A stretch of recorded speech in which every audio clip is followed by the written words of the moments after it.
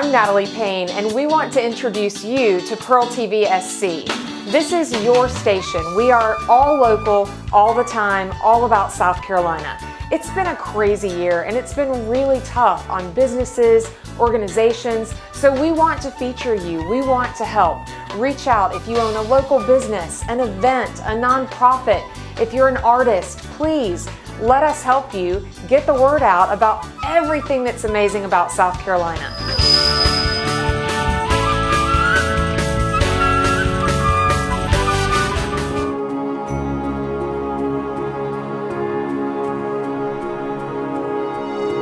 All right, hi, we're back with Robert Patterson with the Yorktown Countdown New Year's Eve event. Welcome to the show. Thank you. Yeah. Glad to be here. This is exciting. So it's actually happening still, right?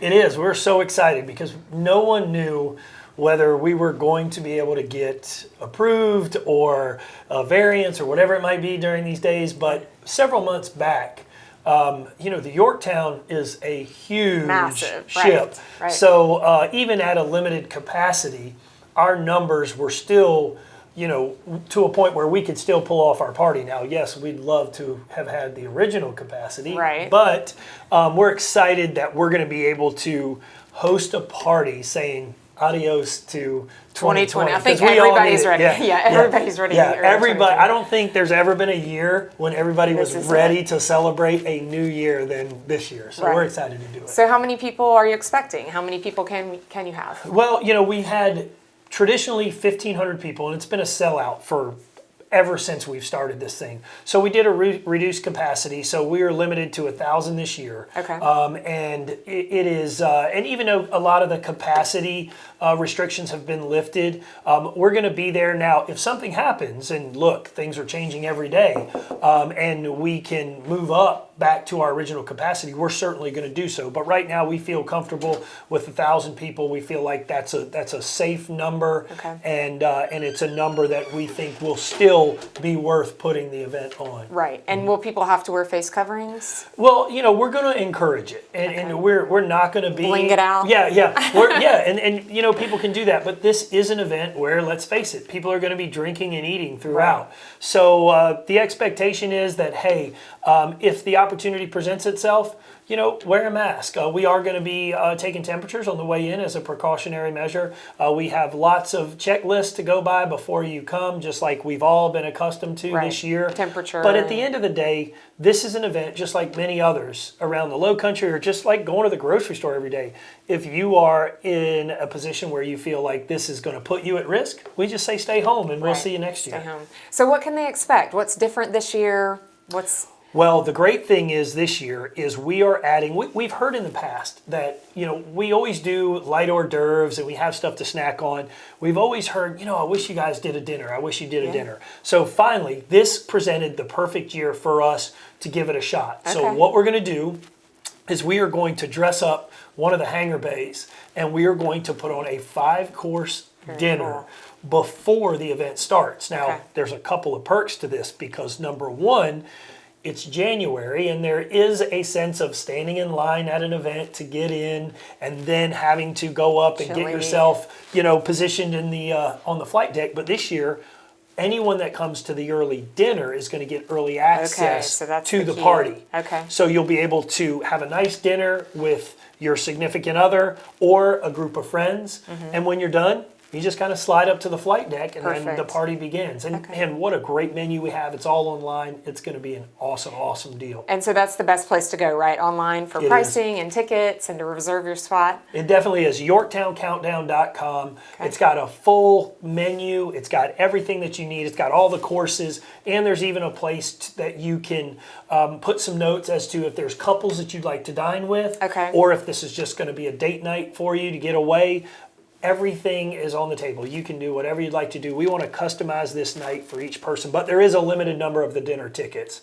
So not all 1,000 people that get to come to the event we can accommodate at dinner, but about a third of them we think we can.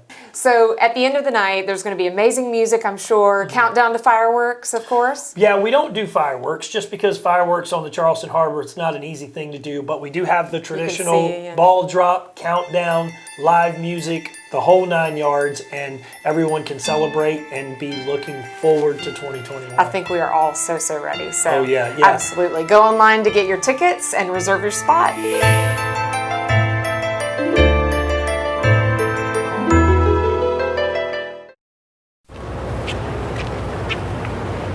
Excuse me. Excuse me, are you Santa Claus? I heard you might be him. If you are him, here's my list. Help the Marines make Christmas possible for less fortunate children. Donate a new toy to Toys for Tots. Here's Santa Claus.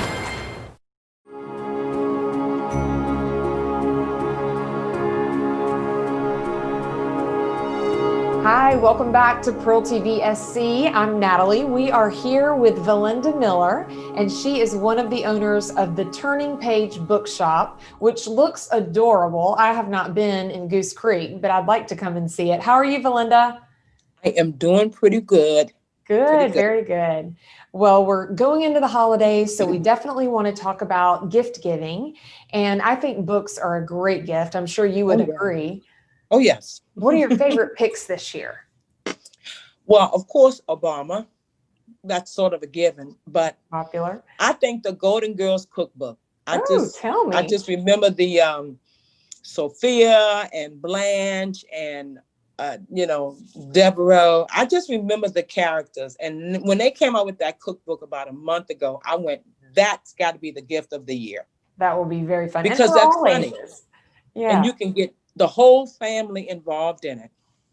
History books, Eleanor, about Eleanor Roosevelt. And I'm sort of a fan of hers because Jojo Myers wrote a book, The Giver of Stars, about the way people got books in Kentucky from the librarians who rode on horsebacks. Oh, wow. And a few more books came out like that. And one of the characters in that book is a Black woman that ran the first and only colored library. So she came to help them because, they didn't buy books. Whenever somebody would get a book, they would fix it.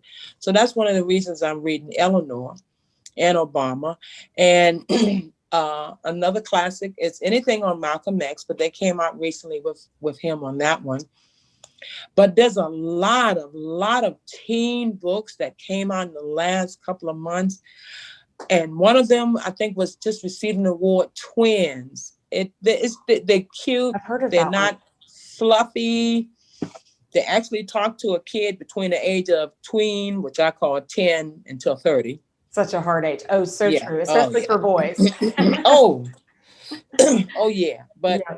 So teens, I mean, that's, is that kind of your mission, is to really get teens and children reading and the love of reading? It's hard these days with the phones, Well, it is hard, but I think what my mission is, and I really think a lot of the booksellers' mission is, if we can get one book, a graphic novel, a fun book, a classic book in a kid's hand, just one, and they go, I don't want to read that. But when you show it to them and tell them about it, they go, oh, well, that looks interesting. Right. A teenager came into my store and said, no, I'm not into books. I said, well, do you like Doctor Who? And he looked at me, he says, you know about Doctor Who? I said, do you know about Doctor Who? Right.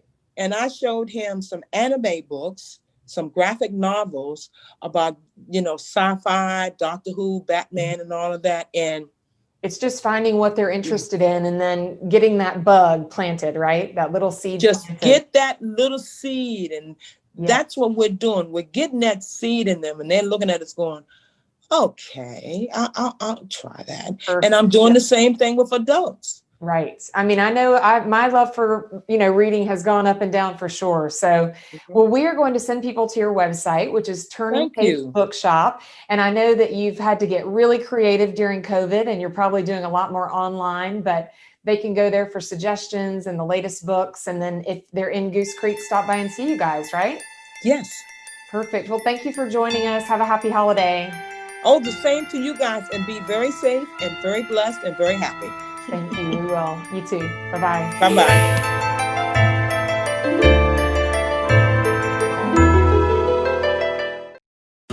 they step up. Our service members volunteer to protect us in the most dangerous places around the world. And when they are severely ill or injured, returning to their families is only the beginning of their long road home. Wounded Warrior Project provides these brave men and women whatever they need to continue their fight for independence, at no cost for life. So now it's time for a grateful nation to step up. Join us at findwwp.org. We are Pearl TV SC, and we're here to keep you in the know about everything that makes South Carolina great. The history, the culture, the natural beauty, and our favorite, the people. So please hit subscribe and the notification so we can be sure to keep you in the know.